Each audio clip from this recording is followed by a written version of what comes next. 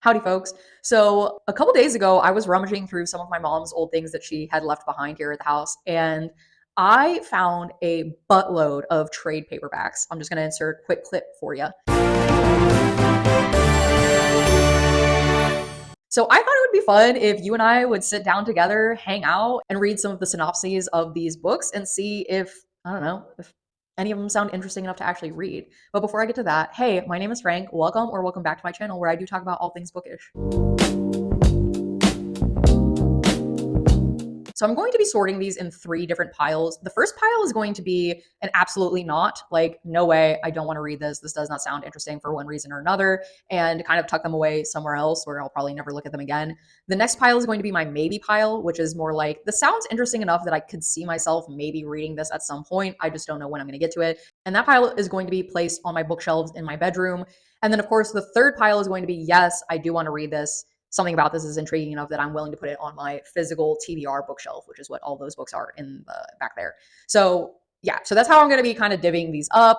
Feel free to comment along on any of your thoughts as I read the synopses of these books, because I am sure that some of these are going to be absolutely wild. So without further ado, let's begin. But I don't have these stacked up any which way. I'm just going to be picking off the pile. So first we have P.D. James' Innocent Blood. Now, I don't know if you can see that. You know, I'm really liking the cover on that one. It's giving Buffy the Vampire Slayer to me. That's like the vibe. I don't know. Maybe it's the red and the pink. Maybe it's the fact that this girl kind of looks like Sarah Michelle Gellar or whatever her name is. Don't come for me on that. I have seen Buffy, by the way. I just don't remember the actress's name. Anyway, it says, adopted as a child, Philippa Palfrey had the best of everything. But at 18, she wanted more. She wanted to know the identity of her real parents. Having always fantasized herself the illegitimate daughter of an aristocrat and a parlor maid, she wasn't prepared for the shocking truth. Philippa was even less prepared for her mother and for their reunion, a rekindling of ties that would set in motion an event more terrifying than either of them could have imagined. Yeah, and in Newsweek here, it says, can you read that? It says, new queen of crime. Please do not comment about my nails. I know, I bite them, it's bad. We can just move past it, all right? I know I have terrible nails. You're going to be seeing a lot of it with the zoom ins. Yeah, get ready for that. Be prepared. So anyway, this sounds pretty interesting. I like the cover. This seems like a nice thriller kind of thing. So I'm going to put this in the TBR pile. That's like, this is looking strong right off the jump. That's good. All right. I'm into that. Okay. Next we have, it says Spellbinder by Harold Robbins. Now I'm going to go ahead and I'm liking this cover. I don't know, something about, it's giving 90s, you know, that like neon-y. I mean, I guess that could be the 80s too, but something about this color palette reminds me of those, you know, those cups. You know those cups. Here's a picture right here. I'm going to put it up there. This is what the color palette of this cover is reminding me of. So Spellbinder. It's his newest and most explosive novel, exclamation point. Harold Robbins' Spellbinder, his newest and most exciting novel, reveals the world of Preacher, a seductive, glittering world of big-time religious revivalism. From the foxholes of Vietnam to California communes, from the small-town churches of the Bible Belt to the sound stages of big business, Preacher becomes the new religious superstar, rich, powerful, and for a time, happy. But the gift of grace burns on beneath the sexual passions and conflicts of his life as head of a vast new empire, and Preacher is forced to make a choice that brings this novel to its stunning, wrenching climax.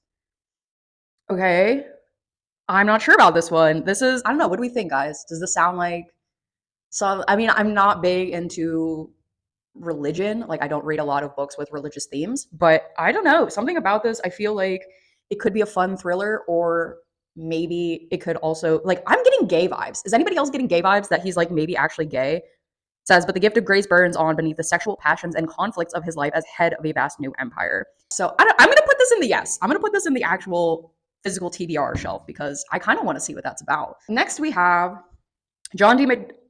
McDonald's The Lonely Silver Rain. This is what that cover looks like.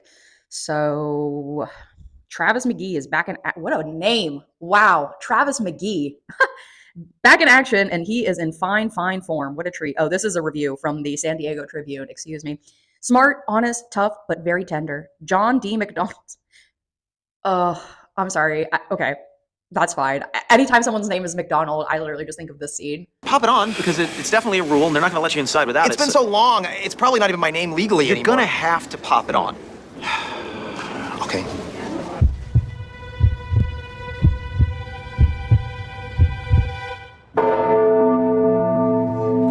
So, yeah. Anyway, smart, honest, tough, but very tender, John D. MacDonald's famous fictional hero, Travis McGee, is a fearless adventurer, an intrepid investigator, a champion of underdogs, a rescuer of ladies in distress, and a contemporary philosopher extraordinaire. Wow. That is quite the resume. Interesting. Okay. Keeping himself alive is something McGee has always taken for granted until his search for a wealthy friend's missing yacht places him square in the center of the international cocaine trade. Wow. Wowza. That is quite the predicament. Okay. As he follows a scorching white line, but from Miami's penthouse suites to a tiny village in Mexico's Yucatan Peninsula, Travis finds himself the target of some of the most ruthless villains he's ever met. Yeah, buddy, you just got mixed up in the international cocaine trade. What did you think? It was gonna be freaking rainbows and berries all day? Like Jesus.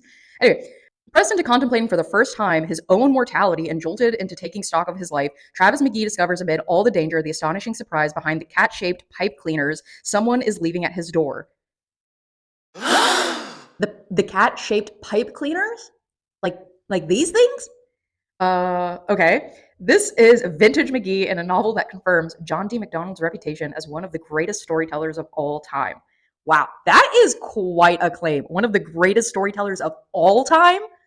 That's a very serious claim to make. Yeah, okay, it is pipe cleaners. Yeah, dude, look at the cover on that. Look at that cat.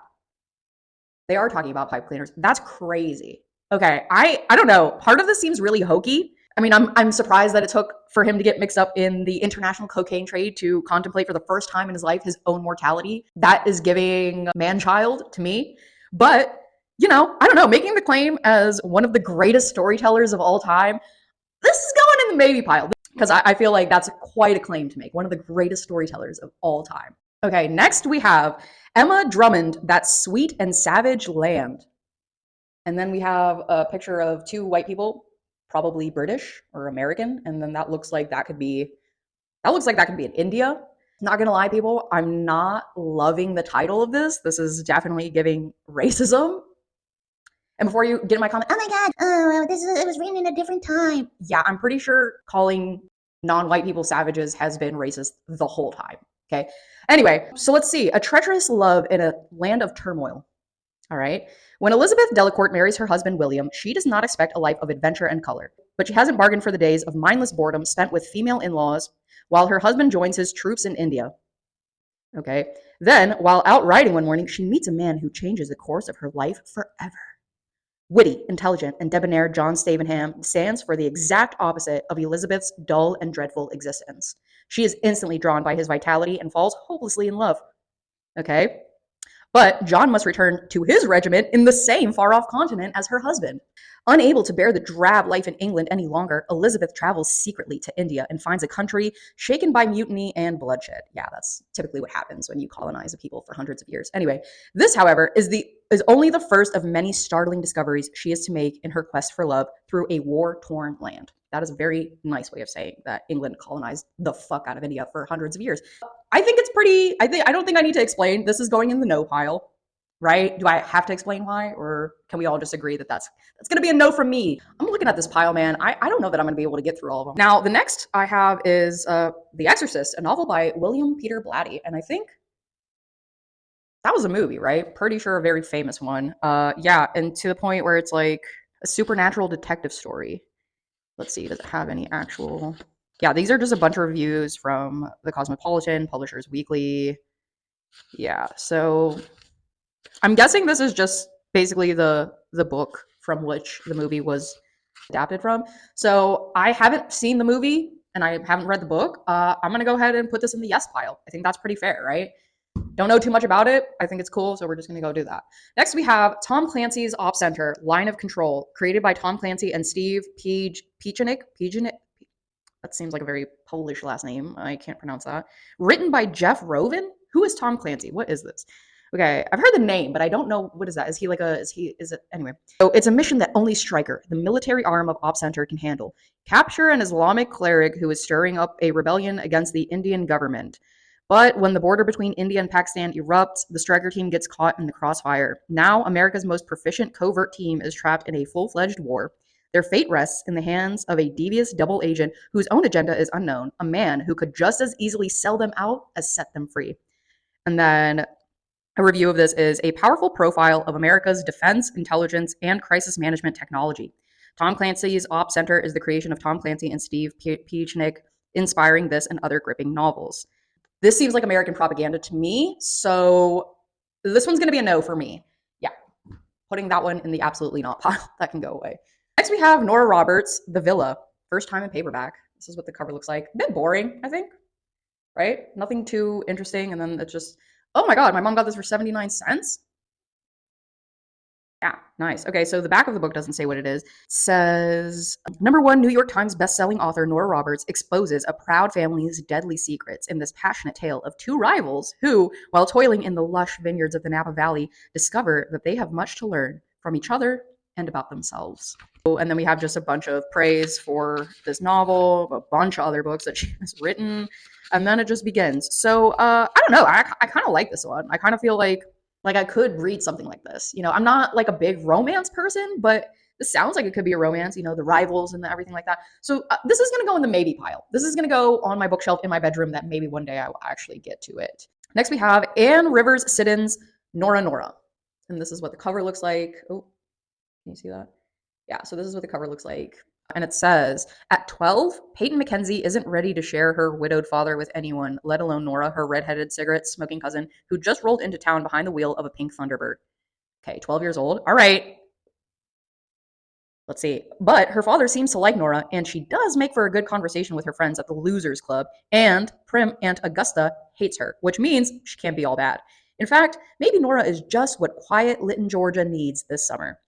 And when Nora takes a job teaching the first integrated honors class at the local high school, it looks like she might stay forever. But it becomes clear that something is troubling her.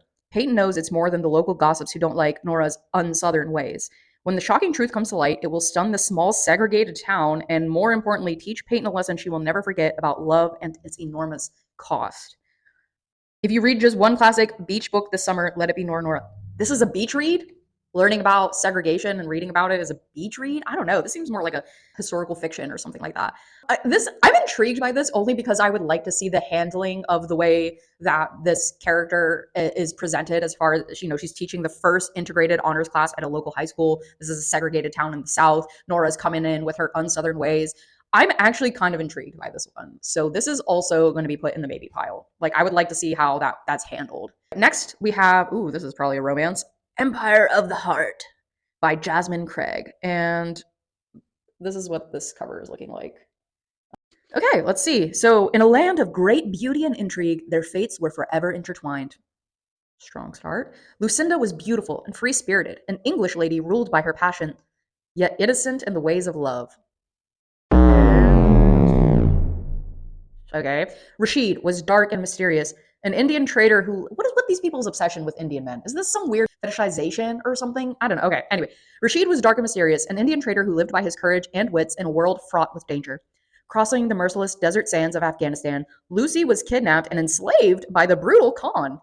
Escape was impossible, and yet the handsome stranger Rashid dared to rescue her, breaking the chains of captivity and sweeping her away to the dazzling, exotic land of India. Ooh, don't like that. There, he unleashed a fiery passion in her heart, a deep, insistent desire that blazed like the Indian sun. Then, as quickly as he entered her life, Rashid vanished without a trace. Lucy returned to England, vowing to forget him. But then she met her sister's fiancé, Lord Edward, and something sparkling in his dark, sensuous eyes stirred her deepest passion, her memories of Rashid. Were they, in fact, the same man? Not going to lie, folks. This one also seems to have some, at best, it's just like racially insensitive. And like, I know it was written in a different time or whatever, but I mean, like, I'm probably as old as this book. When was this published? Okay, this book is a little bit older than me, but yeah, printing history. So 1989, this was published. I'm putting this in the no pile. I like the cover. I think the cover's cool, if you're into romance and stuff. But yeah, I'm not, I feel like the way that it's already being described, the way that Rashid is already being described, the way that they're talking about India as this exotic land, again, exotic is like, I feel like that's like a microaggression. So this one's a no for me. I already don't much care for romance. It's got to be something interesting enough, like The Villa by Nora Roberts. That seemed romantic. I could read that, but yeah, I'm not gonna read that. So next we have Stephanie Lauren's All About Passion, and this is what the cover looks like. Can you see that? Oh. Okay, so we've got this like little bridge on this pond, and then there's like, I don't know if you could have seen that, but there's like two people, a shirtless man and a woman, holding each other sensually. Okay. And there's a quote that says, "If one is not marrying for love, one may as well marry for something else." Okay, that's I feel like that's implied if you're not. My future countess has to be sufficiently docile and endowed with at least passable grace of form, deportment, and address. Okay. Fate has made Giles Rawlings a man determined to control his destiny. He has decided to wed a well-bred lady who will dutifully bear him sons, yet turn a blind eye while he takes his pleasure elsewhere. Okay. Giles seems like a fucking dickhead. Well bred, like she's a fucking horse or something. Anyway, by all good accounts, Francesca will fit his bill. As for the elsewhere, he's recently encountered a beautiful brazen siren who will make a fine mistress, one with a fiery nature to match his own. But at the altar, Giles discovers his bride is the bold enchantress who has inspired his deepest fantasies. Finding passion and love in the same woman has long been a secret fear. But as his world is rocked on its axis, Giles becomes obsessed with possessing the one thing he'd thought he would never want, his wife's heart. This is absolutely a no for me. Absolutely not. No, no, no. Not in any fucking version of the world would I read this book. Don't be too hard on my mom, okay? Like, you guys are out here reading weirder dark romance shit. So, like, that's just, like, so not for me. Anyway, we all read some weird stuff from time to time. Next, we have Sydney Sheldon, A Stranger in the Mirror. And then this is what the cover looks like. Looks like a broken, maybe car mirror or something. Interesting. All right, let's see what it's about. It says, A Stranger in the Mirror is even better than The Other Side of Midnight. The reader, oh, this is just a bunch of praise for this book. Let's see. In the story of Toby Temple, superstar and super bastard, adored by his vast TV and movie public, yet isolated from real human contact by his own suspicion and distrust. And the story of Jill Castle, who came to Hollywood to be a star and discovered she had to buy her way with her body. A lonely man, a disillusioned girl, pursuing dreams of stardom and carrying a terrible secret. In a world of predators, they are bound to each other by a love so ruthless, so strong, it is more than human and less. I'm not gonna lie, I kind of like that they're already calling out the predatory nature of Hollywood, especially when it comes to young women. So, like, that seems kind of promising, to be honest with you. I'm putting this in the maybe pile. That seems like something I might actually read one day if I ever felt like it. Next, we have, ooh, the cover's all fucked up on this one. Lord of Raven's Peak by Catherine Coulter. Coulter? Unfortunately, oh, is that gonna focus? Unfortunately, there's like a little rip right here, but you can see this like golden, what's that called? It not inlay. Anyway, whatever. Dear reader, oh, I love the Vikings. For hundreds of years, they were viewed by the world as vicious plunderers and ruthless savages, but in fact, these fierce people were also great explorers. They were romantic too. Their feats were those of heroes of grit and of valor. They were strong, proud, loyal, the stuff of legends and of fiction. So come back with me again to Viking times with the Lord of Ravenspeak, Merrick Haraldson, the younger brother of Rorik, the Lord of Hawkfell Island, whose journey begins in Kiev, where he comes away with 2 slaves, but they're not who or what he thinks they are, not by a long shot. Then the question arises, can a woman be a skald, a troubadour of Viking times? Laren, one of Merrick's slaves, is just that, and she's quite good. She wants to tell stories to earn enough silver and gold to buy her and her little brother from Merrick. Only he refuses to sell her. And now that she's his, he must protect her when she's accused of murder, then save her yet again when he discovers her secrets. I challenge you to guess the truth behind both mysteries. Be honest now, write me and tell me if and how I fooled you, and I will. P.S. Be sure to watch The Wyndham Legacy coming from Jove Books in September 1994. Okay, so this is... To be honest with you, I like the title, Lord of Raven's Peak. I thought this was going to be like a fantasy. This is more of a historical fiction, it sounds like. And I don't care about Vikings. I don't read a ton of historical fiction. And to be honest, I'm not liking this like slave master dynamic going on here because I feel like there's inevitably going to be a romance. And I just think that that is a very significant power imbalance that I just don't enjoy really reading about. So I'm putting this in the no pile. Sorry. So the next are 3 James Patterson novels. I don't know if you can see these. This one is The Midnight Club. This one is Jack and Jill. And then this one is Pop Goes the Weasel. So I'm just going to put this in I'm going to put these in the maybe pile. I do like some of James Patterson's stuff. I think I've read something by him before. And, those seem like books I'll get to eventually. I'm not even going to go through what they're about. But next we have another Catherine Coulter, who is the same author of this like Viking book. And this is called Rosehaven. And this is what the cover looks like. Can you see that? Is that gonna focus? Yeah. So I'm liking this little filigree here. That seems pretty cool. Dear reader, come back to England in the year... Wow, she just really loves addressing the reader on the backs of these books. All right. Come back to England in the year 1277 and meet Hastings of Trent and Severin of Langthorne, 2 strangers joined in marriage. Hastings is an heiress, and Severin is the warrior for whom the dying Earl of Oxborough has selected to assume his title, properties, possessions, and his daughter. Not liking that. I guess it is 1277, but like I'm not liking this possession of women thing. Look, I know it's pretty historically accurate. That's how marriage came about in the first place. Families selling their daughters to other people. Like, I get it, but like, I just don't enjoy reading about it too much. It is Severin's duty to sire children, to bring strong new blood to the line, and keep Oxborough powerful. Hastings thinks he's cold-blooded, severe, merciless. Severin doesn't smile. He looks capable of cruelty. He inspires fear. Then a marten appears over the top of his tunic. Now, who can be afraid of a man who carries a marten in his tunic? What is marten, you ask? A marten is a sable is a weasel. What is a weasel, you ask? See marten. Okay, you guys know what a marten is, right? I don't have to show you what. Anyway, here's what it is. So, as for Hastings, Severin believes she should be obedient, submissive, malleable. She should speak softly and do whatever he wants immediately. Both are in for a surprise. Sweeping you through this medieval adventure are these and other richly drawn characters, among them Gilbert the goat and Alfred the healer's cat. And of course, there is Trist the marten, perhaps the most richly drawn of all. And what, you will ask, is this mysterious place called Rosehaven? I hope you enjoy reading Rosehaven as much as I enjoyed writing it. Okay. Again, oh my God, this was only $5.24. Can we go back to that, please? Can we go back to like books, like trade paperbacks costing not a ton of money, or paperbacks in general? Because it's like, anyway, yeah, I'm gonna have to put this in the no pile. This whole like, Severin believes she should be obedient, submissive, malleable, and do whatever he wants immediately. Not my thing, not my thing. And like, maybe if she had turned out to be some kind of dominatrix or something, I would have been into that. But yeah, I'm gonna pass. So then we have Fern Michaels' wish list. Can you see what that looks like? It's like a pretty basic cover. There's nothing interesting about it. The color is nice, I guess. Shiny. If you had just one wish, what would it be?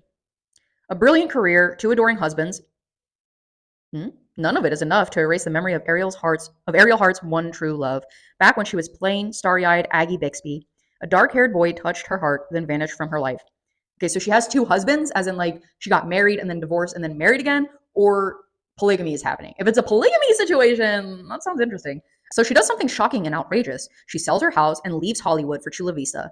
There she meets Lex Sanders, a wealthy rancher and breeder of Arabian horses. There's something familiar about those smoldering eyes, something that triggers long-buried memories of a passion so pure and so perfect it couldn't possibly last. Or could it? Yeah, this is going to the maybe pile. I don't know, something about that. I'm like, I actually, what it is I want to find out if she's polygamous, if she has many husbands. If so, that's cool. All right, next we have Stuart Wood's Dead in the Water. I actually kind of like this cover here. I'm liking the pool water kind of thing. The noose, interesting. All right. Stone Barrington only wants a winter getaway from the chill of New York and the beautiful tropical Caribbean paradise of St. Mark's. But what the lawyer and ex-cop gets instead is the chance to defend Allison Manning. The beautiful young woman stands accused of killing her rich husband on board their luxurious yacht and then burying him at sea. Good for her. Anyway, Stone isn't exactly conversant with the island country's law. Did I pronounce that right? Conversant?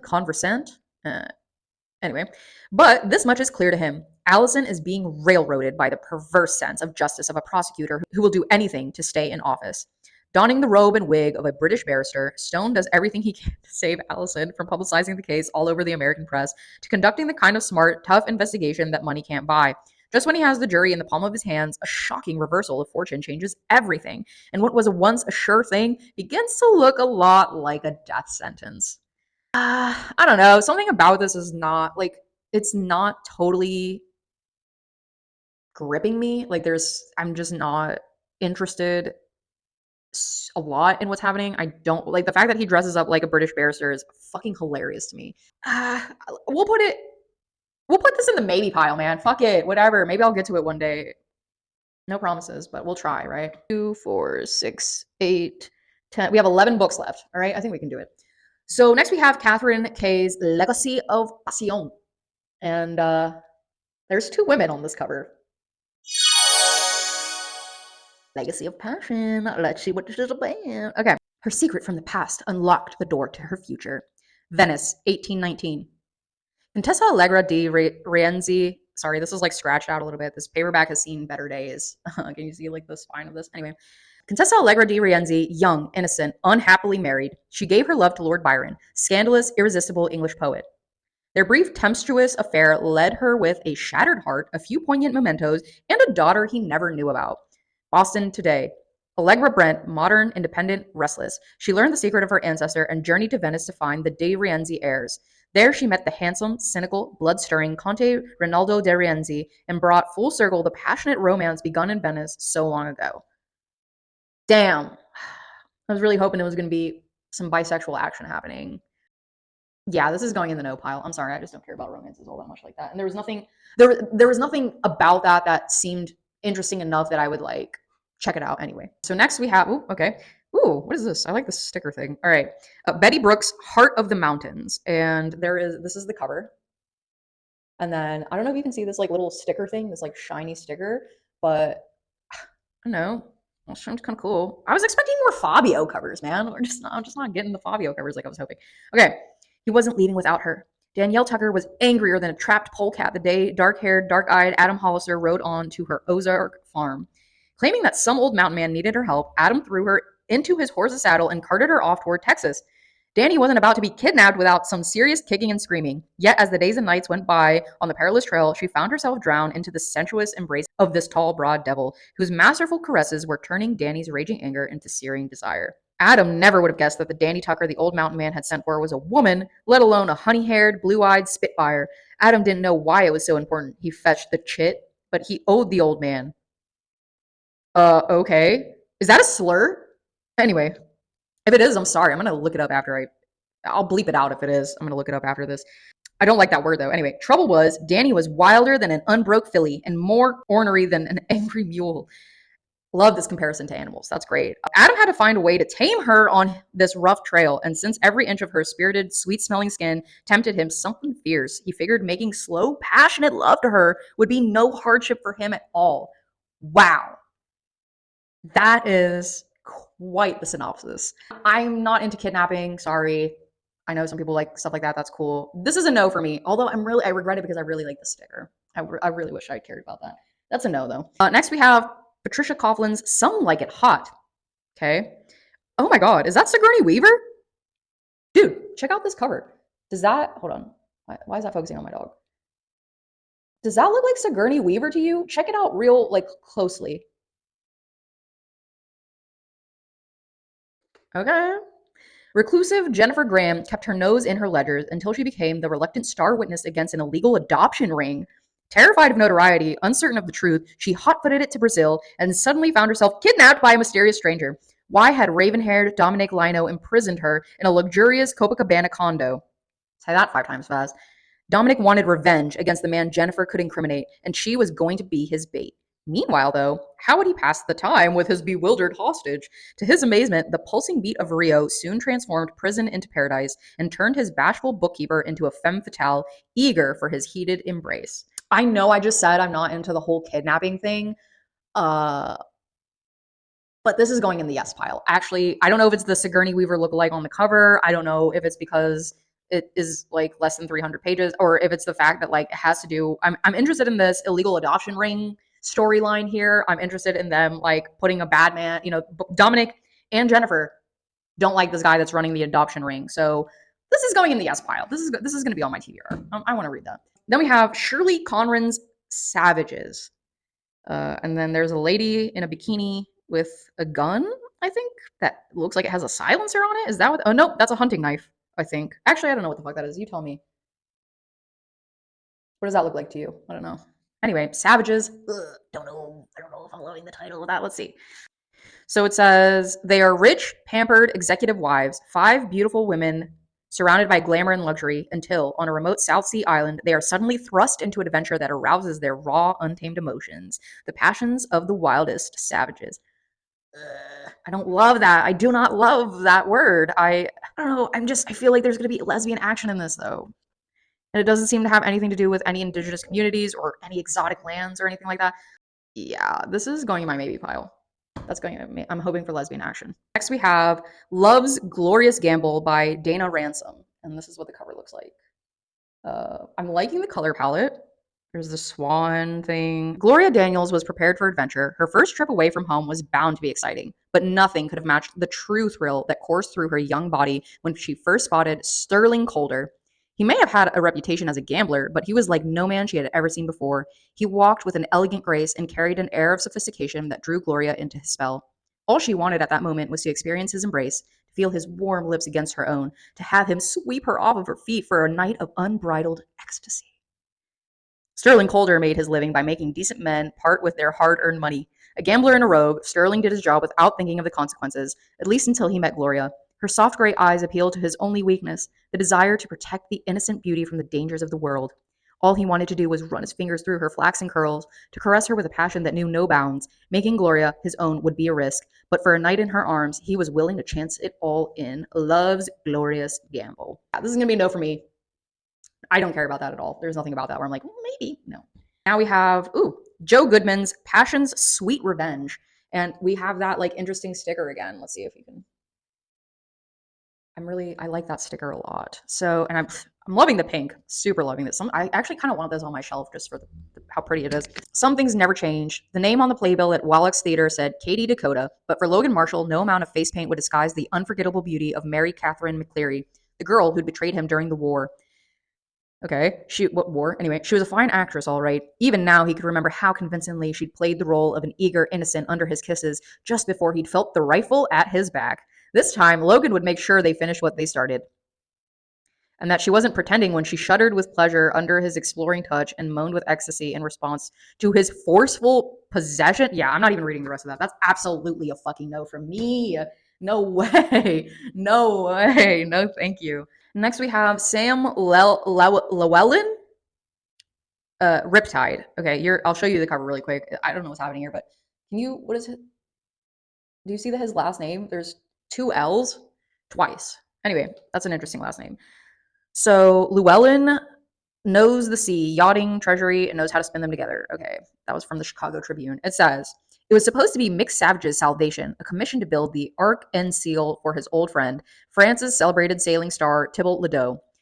That would help bail out his overextended company, Savage Yachts. But as in his stormy family life, dark clouds loom on the horizon. In the black of night on the Bay of Biscay, Ark and Seal's hull is shredded in a force 9 gale, and Savage just barely manages to save the boat and himself from going under. Delivering damaged goods to Ledoux will be hard to explain. But even more troubling is Ledoux' sudden disappearance from the coastal town of La Rochelle, leaving in his wake an angry squall of unpaid creditors, disgruntled employees, and deadly hitmen. Together with a dark and striking woman who knows more than she reveals of Ledoux' shadowed past, Savage embarks on a quest to find his friend. But his course veers into a harrowing. Oh my god, why can't I say that word? But his course veers into a harrowing race against time as he fights a lethal tide of corruption that threatens to carry off his most prized creation, his beautiful, free-spirited daughter. No, I'm not interested. Now we have. This has a bunch of stickers on it for 77 cents. Sale price 50 cents. Dude, do you see those stickers, man? That's crazy. I want to buy some books for 50 cents. Anyway, I think it's titled Whistler's Lane by something Fraser. I can't see though. The sticker's in the way. Althea, maybe? Anthea?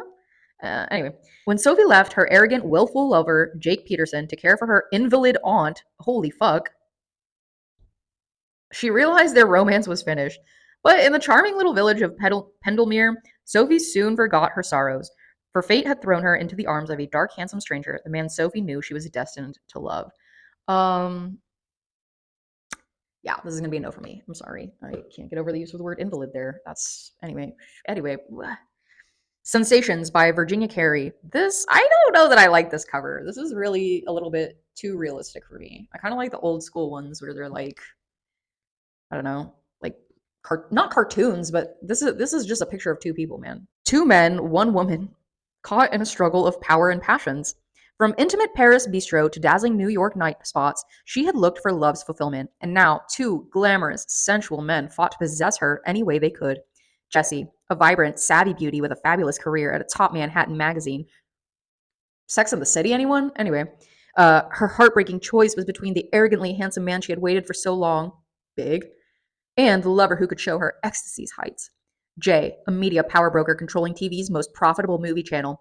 He thought Jessie was his forever. Now he'll use all his money and influence to make her his own once more. Win.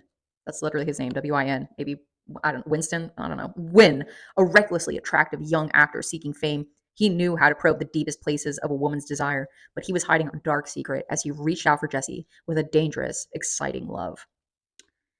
Yeah, this is a no. I mean, like, there's nothing about this where I'm like, oh yeah, like maybe I could get into it. Now, if it was both of them at the same time, this was like a throuple situation, this would be a different conversation. But as it stands, I'm just not interested in any of these people's lives, any of their careers, any of their personalities. They don't sound interesting to me at all. They just seem, whatever.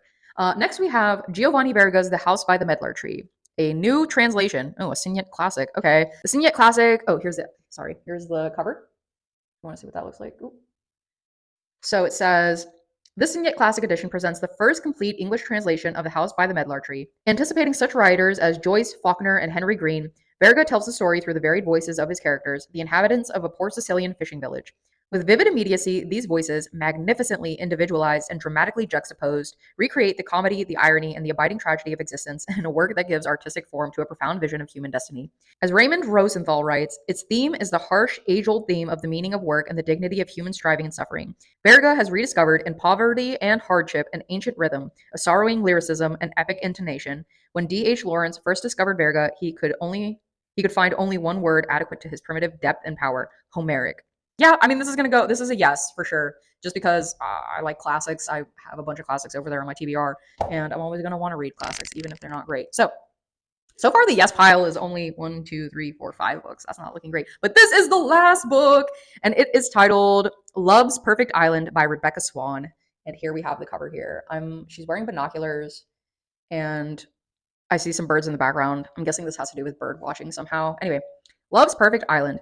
Alexandra Gilbert had come to the untamed Aleutian Islands to study birds, not men. Here, here. Uh, at least that's what she thought before the infuriating black-haired owner of McLeod Seafoods, Ian McLeod, captured her heart. But their fledgling love was soon threatened when Ian's company's expansion jeopardized the safety of the seabird colony she'd vowed to protect. Alex was determined to save her dream of a perfect island, even at the cost of Ian's affection, because without dreams, their love on the wing would be like a bird that couldn't fly.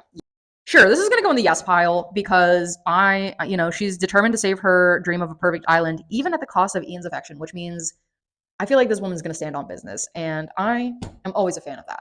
Always a fan of that. So, just to recap, the yes pile this is the yes pile, right? Can you see that?